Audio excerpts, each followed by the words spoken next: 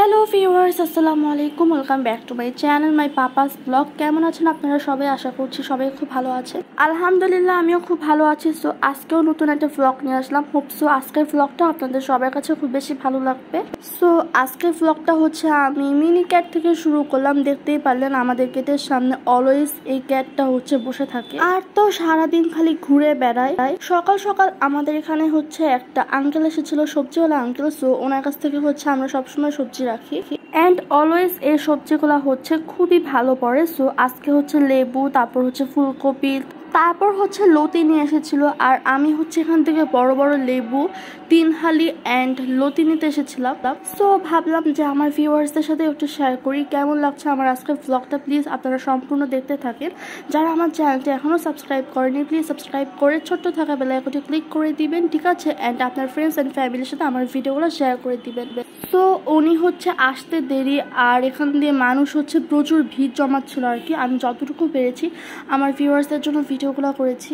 By the way, মানুষ কমার পর হচ্ছে উনি আমাদের জন্য দিচ্ছিল, মানে আমাদের জন্য লেবু তারপর লতি এগুলো করতেছিল।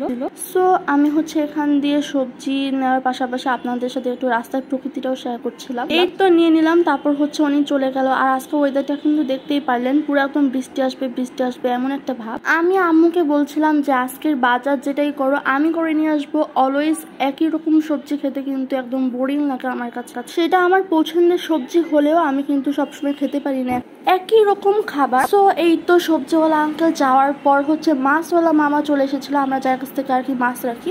সে হচ্ছে আজকে ইলিশ মাছ, বড় বড় ইলিশ মাছ দেখতেই পাচ্ছেন। আমি হচ্ছে আম্মুকে বললাম যে আমি একটু ভিডিও করবো, আমাকে সুন্দর করে সাজিয়ে দাও। আর সাথে কিন্তু চিংড়ি মাছও ছিল। আজকের ব্লগটা কিন্তু 2 দিনের, শুক্রবারও কিন্তু সাথে আছে। 6 hours later.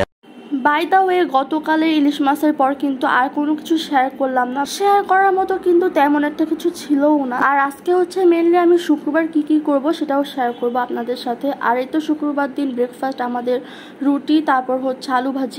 আমি যখন ছোট ছিলাম তখন আমার একটা খালামণি আমাকে এই প্লেটটা হচ্ছে হ্যালো কিটির একটা প্লেট হচ্ছে গিফট করেছিল।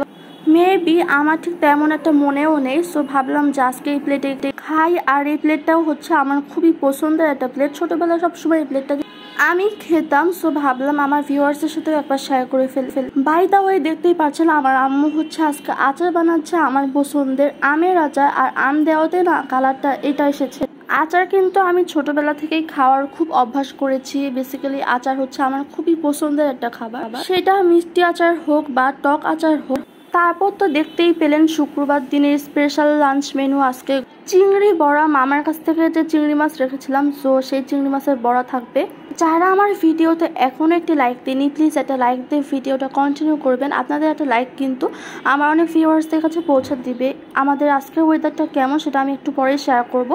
চিংড়ির বড়াগুলোকে একটুখানি লাল মচমচে করার জন্য ভালোভাবে কিন্তু উলট পালট করে ভেজে নিতে হবে। আর এই তো আমার চিংড়ি মাছের বড়া হচ্ছে প্রায় ভাজা শেষ। আমি হচ্ছে কিছুটা শেয়ার করছি।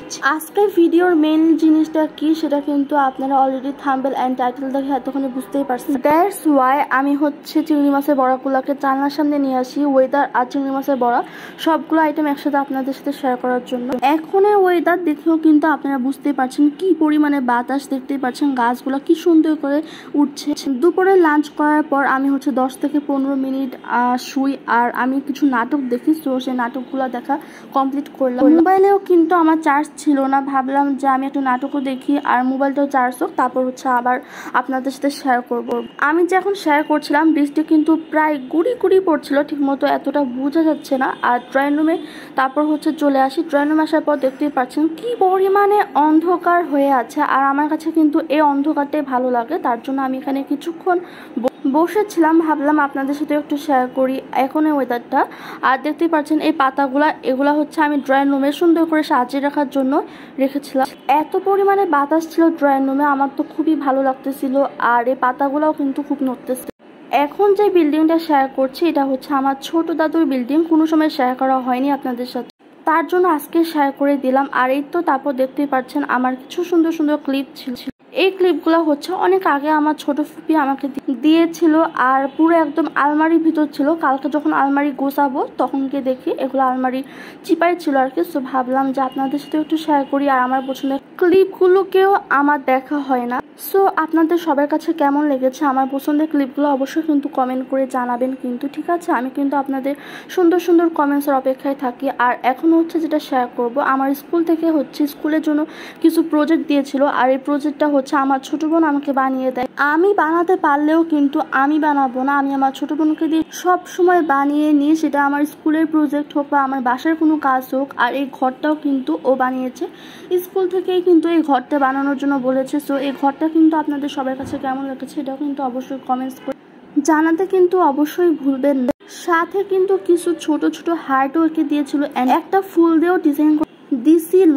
এখন আমার কষ্টের একটা জিনিস আপনাদের সাথে শেয়ার করতেছি। সেই কষ্টের জিনিসটা হলো এই ফিল্টারটা কিন্তু আমার খুবই শখের একটা ফিল্টার ছিল, আর এই শখের ফিল্টারটা কিন্তু প্রায় হঠাৎ করেই নষ্ট হয়ে গেল। ফিল্টারটা হচ্ছে বুস্টার পাম্প আছে, সো সেই বুস্টার পাম্পটাই হচ্ছে আপনার নষ্ট হয়ে যায়, যার কারণে পুরো ফিল্টারটা একদম শেষ হয়ে গিয়েছিল। পরে যে ফিল্টারটা এনেছিলাম যেখান থেকে, তো সেখানে লোক এসে ঠিক করে দিয়ে যায়, এখন মোটামুটি ঠিক আছে। আর আজকে কিন্তু বেসিক্যালি অনেক পরিমাণে গরম, এই গরমে আমি আর থাকতে পারতেছিলাম না। পরে আব্বুকে বলি যে তাড়াতাড়ি করে তুমি এসিটা ছাড়ো, আমি এসিতে বসে তারপর ভয়েস ওভার করব। আর আমি কিন্তু এখন বেসিক্যালি ভয়েস ওভারটা আমি এসিতে বসেই করতেছিলাম। সাথে কিন্তু আমি ঠান্ডা পানিও রাখছি, যখন গরম লাগবে এই এসিতে বসে আমি ঠান্ডা পানি খাবো আর এসি বাতাসকে আপনাদের সাথে ভিডিও শেয়ার করব। এসিটা কিন্তু নর্মাল 18তেই দিয়েছি। এসিতে বসে আজকে ভিডিওটা শেষ করছি, কেমন লাগলো অবশ্যই কমেন্ট করে জানাবেন। নেক্সট ব্লগ দেখার জন্য অপেক্ষায় থাকেন। আল্লাহ হাফেজ।